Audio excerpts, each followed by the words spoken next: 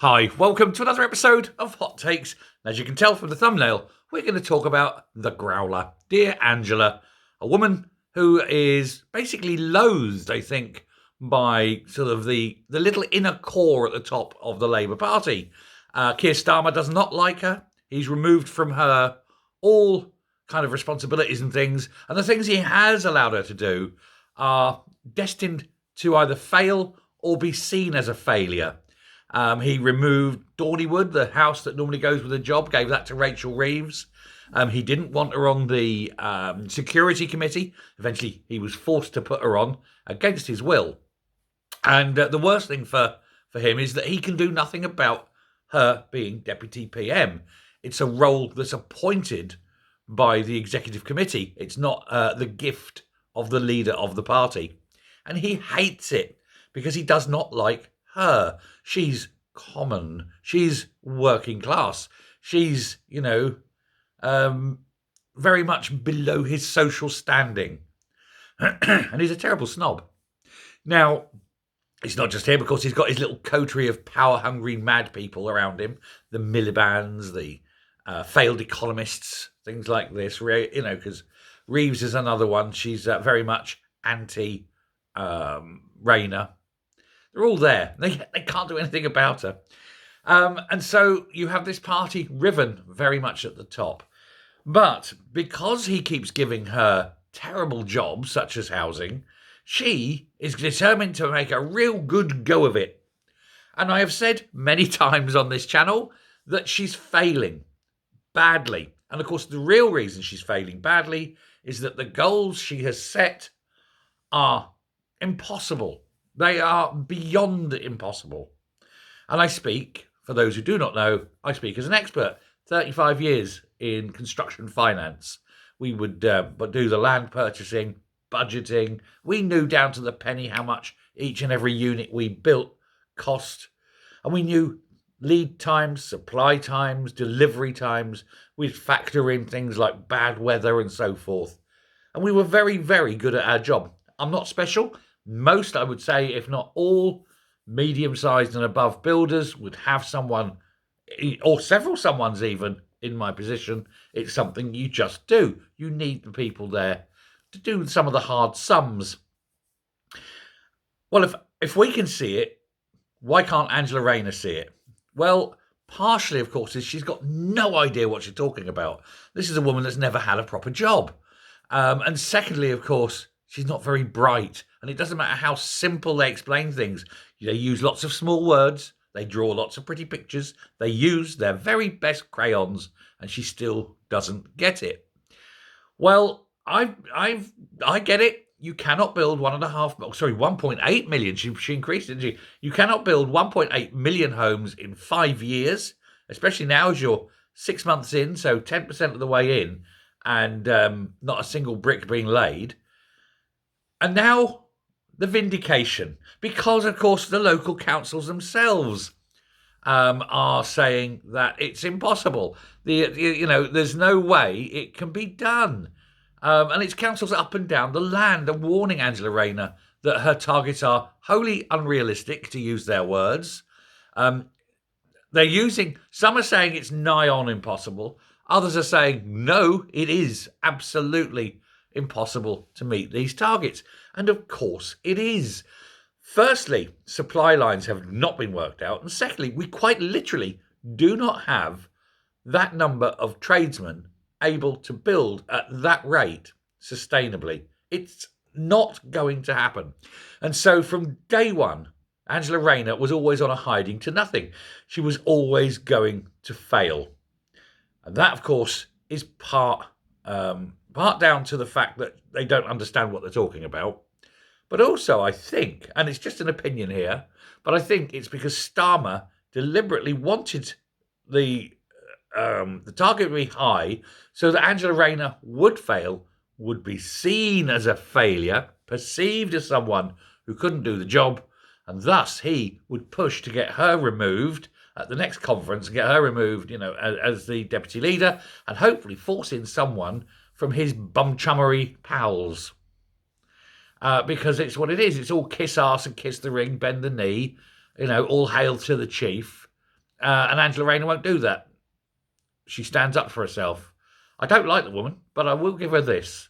She isn't one of Starmer's kiss asses. And so for that very reason alone, I will give her a momentary consideration of respect. She must know that what she's doing is impossible. Her staff will have told her. But she's got nowhere to run to. She, having committed and having doubled down on it, she has to keep pushing. And then, of course, when it all fails, it'll be Brexit. The Tories left us this. Oh, there was aliens. I don't know. There will be reasons why her ambitious targets were not met, but it won't be her fault. Now, the BBC, of all people, normally the ones kissing Starmer's backside, have gone around the councils of Britain. They've done a little survey, and 90% of councils say that they won't be able to meet the targets. It's unrealistically high. And of the 10% that remain and said they possibly would, well, they tend to be rural areas where there's not much building intended to go anyway. And they think they can probably hit the target, maybe. No one is saying 100% they are going to hit it, which I think is also quite telling. But responses to this consultation, the BBC managed to get this through the Freedom of Information, show how many authorities fear that the algorithm that was used to calculate the targets failed. And they failed because they failed to include many factors that anyone in the building industry would talk about. Because you've got the worst fail of all, of course, is planning. You haven't got enough planning officers, although don't even get me started. I could do a whole series of videos just on planning. But planning is going to be a problem. They say, we can get the planning through in about 6 to 8 months. Yes, you can. What you're not telling people is there is up to a 2-year wait to get the planning process done. You can get the planning process done in 6 to 8 months from start to finish, but you ain't getting your start for 2 years because of the delays in planning and the backlogs. Marvellous. Builders, well, you're only going to the big four. You're not going into the small and medium-sized builders that would be able to get in and do the smaller sites and go bang, bang, bang, bang, bang, do the infills that the big boys don't want to touch. There's been no consultation with the British Federation of Builders. You've got local infrastructure. You want to build 20,000 houses on a big greenfield site. Fine. Where's your plans for your schools, your doctors, your shopping centres? Where's the local infrastructure? Where's the rail? Are you linking rail? Where's the big main road? Are you doing arterial roads? No one's planning this. And even if they are, doesn't all these houses, all these extra roads screw up the net zero bullshittery that you're coming up with? It's not joined up thinking. It's joined up ignorance. That's what we've got. South Tyneside, although you wonder with Nissan going whether this is even going to be a thing, but South Tyneside, that's a Labour-run government, and they said, and basically the words of Angela Rayner is a moron if she thinks that we can build that number of houses in an area like this. And even if they did, who's buying them? No one's going to be buying in the northeast now. And I just want to do a quick address about this. People have said, I've been scaremongering. I haven't.